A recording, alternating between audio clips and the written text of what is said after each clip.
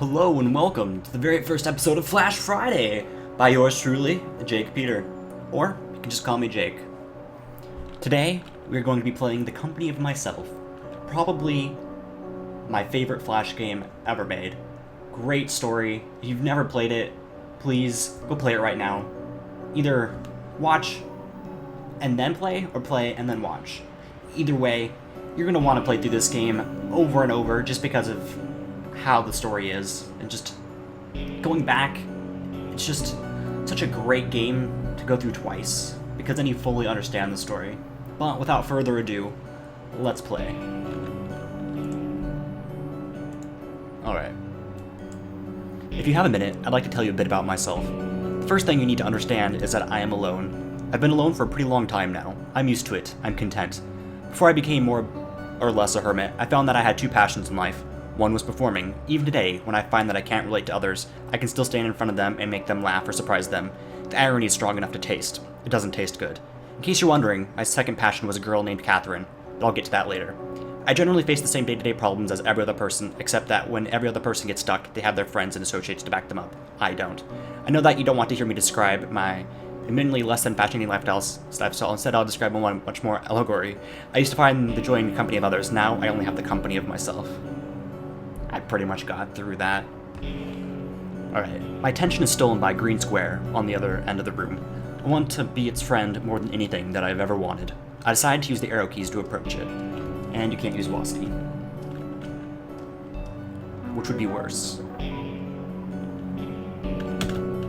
Then press the spacebar. Spotting a couple of platforms ahead, I decided to use the up arrow key to jump over them. Tutorial levels, the best thing ever. Take that, platforms! I decided that Mr. Door is a better friend than the platforms. I also note that I can pause the game by pressing P or the escape key. Now that risk is involved, jumping on platforms doesn't seem as easy to me. But you know, being a veteran player, I got some hops, and I know how to use them. I start thinking about how awful it would be to fall. Luckily, I know that I can push the R key at any time to restart the level. We'll get into that in a little bit. I find myself proud, and possibly surprised by, my ability to leap over harrowing gaps. Even from back here, I can tell you that the ledge is too high for me to jump ahead.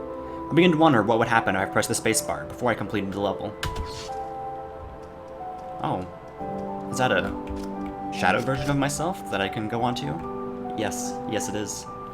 I feel confused and a bit tingly, but mostly just confused. I briefly attempt to think of something to think.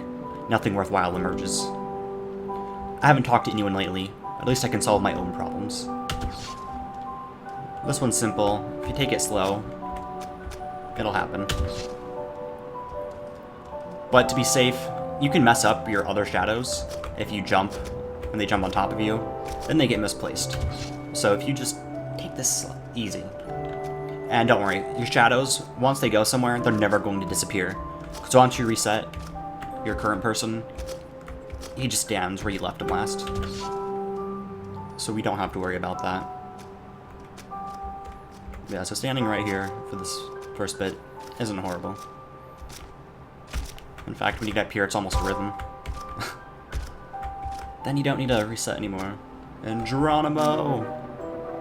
I was actually going to call that out before it showed up, but I didn't see that. See a wolf blocking the path to the exit. This area down below is irritatingly spacious. Think to myself that the best course of action is to pull this lever by pressing the A key. Whoa. Oh no, it's back. It's alright. Maybe our shadow will pull it. We hope so, at least. And there we go. He pulled it. I'm grateful of my above-average ability to work alone. I noticed a strange force field in this room. I become gradually more and more curious. Oh, I can go through it. I find myself unable to comprehend the purpose of this force field. It doesn't seem to block me at all. But, as you'll notice, it will block the shadow here. So we gotta actually throw our original self over to the right, and then pull the lever. And this is where it shows you that shadows can also complete the level. Understanding the force field, I noticed that this room's field is greenish instead of pinkish. Pinkish, reddish, no big deal. We just gotta run ourselves into this one long enough for our shadow to go far enough into the level. There we go. It actually goes. Staring at this worthless large staircase, I reflect on my past struggles. So this is an interesting level. You gotta pretend you're on stairs even though you're on flat land. Design-wise, I thought this was a great level. Assuming I can actually make all the stairs. Yeah, it's almost comforting knowing that you can take on this big obstacle without even really trying. Well, you have to try. But I don't know, something about this level just always got to me. Luckily for me, no one was watching as I hopped around like a crazy person. I searched for reasons why I don't desire companionship. So here, we're gonna fall down with our shadow, and we're gonna land on top of our shadow, because our shadow is the one that can go across it. But we need to actually land on the shadow. And so we gotta give ourselves enough time to actually fall into the shadow itself. Hopefully I left enough time there. And I did. Alright. It's the speedrunner in me wanting to go fast. I settle on avoidance of the issue. I can clearly get by without others anyway. I find myself unable to leave the question alone. Why can I not be with people? I instantly notice how similar this room looks to the previous one, and almost feel cheated until I realize that my previous tactic will not work again. So we're gonna reset just in the vein of time. So we're gonna have our shadow actually land on ourselves this time and jump up here.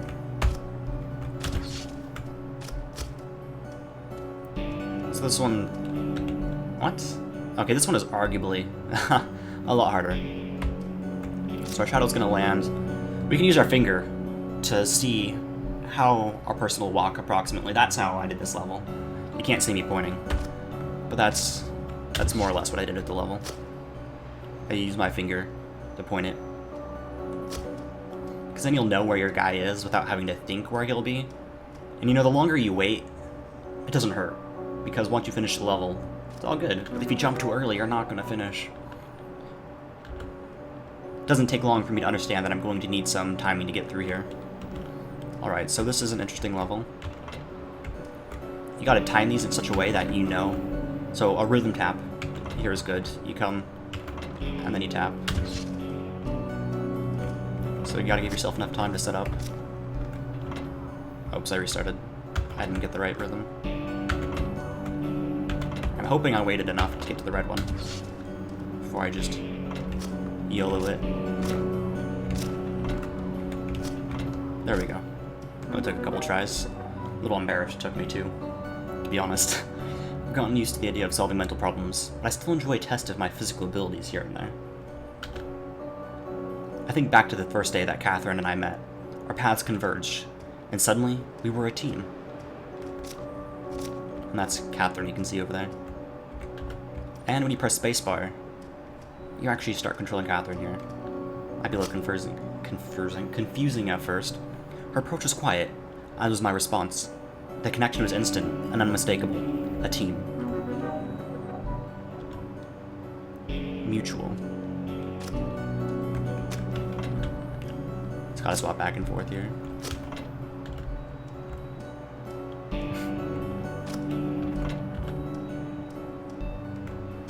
Perfect. They're just so in sync.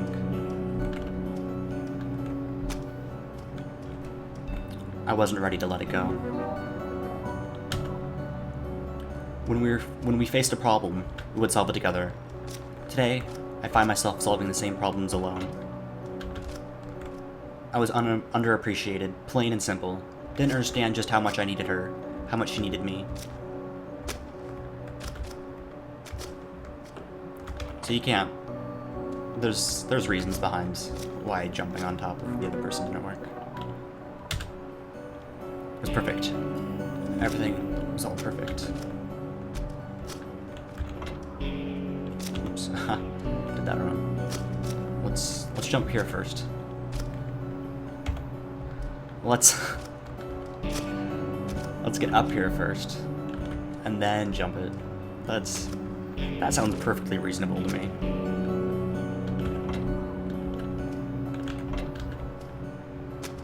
I helped her, and she helped me.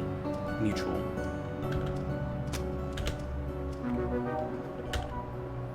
I never suspected the end to come so quickly.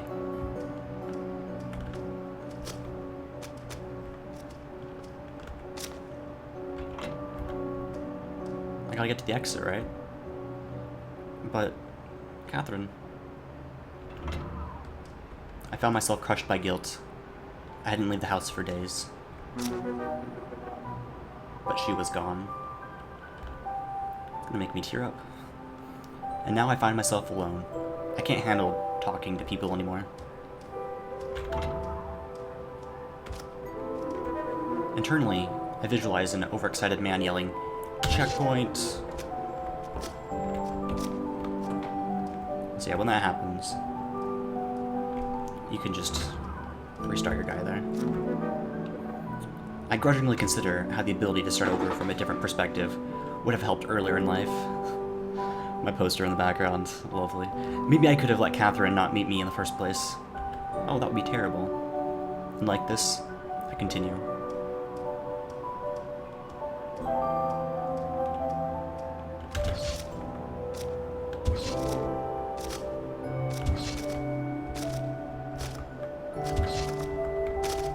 This is just an interesting level. Okay, we're gonna have to start over, because I can't let my initial guy go right now. You gotta have enough jumps to get to the top.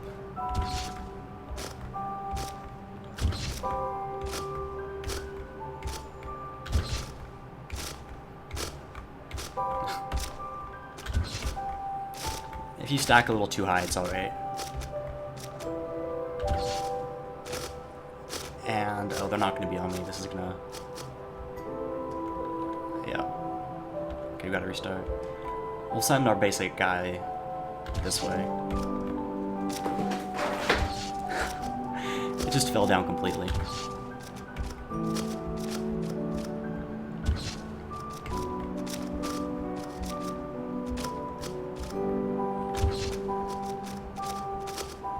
They'll work themselves out here at the end.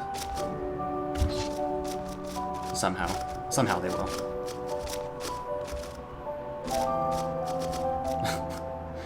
Alright, that should be more than enough to get ourselves across this gap.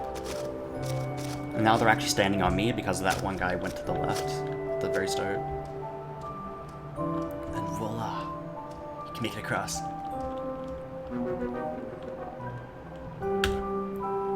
What? Don't leave yet. I have more to say. I really do. So this is a really interesting level. I have no set way of actually doing this properly. You just gotta have them all just jump. If you set them at different jump intervals, one will eventually make it across. They'll jump off on top of each other. And eventually.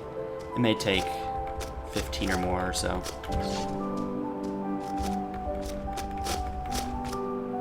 Oh, rip.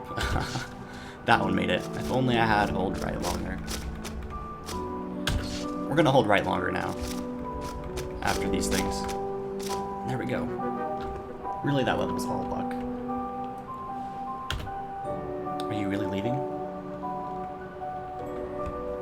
I've been tasked with psychoanalyzing Jack after his mental breakdown. In general, he recalls his life very accurately. The things he says lines up with all the records. The first problem is that he doesn't seem to remember any of my visits. I've talked with him once a week for the past 8 years, and he always tells me the same things, as if we have never met before. He describes himself as a loner, and this makes a whole lot of sense, as he has been kept in solitary confinement for the duration of his stay at the hospital. He always briefly talks about his life, and eventually gets into the story of how he lost a loved one, Catherine. He understands that she has died, and he certainly feels at least somewhat responsible, but he doesn't recall that he murdered her. She was found buried in their backyard in a green package. Evidently, it was the only box large enough for use as a coffin that Jack could find. Also of note, there were 2 flowers that he planted next to the makeshift grave. He considers her death to be the reason that he can't talk to people anymore. I suppose that in a way he is correct. This will be my final report on Jack. I don't find any reason to believe that he will recover from his current state of severe mental illness, and he is far too dangerous to himself and others to allow release. Another poster.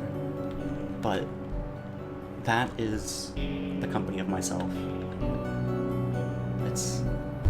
I don't know what else to really say about it. The the game speaks for itself.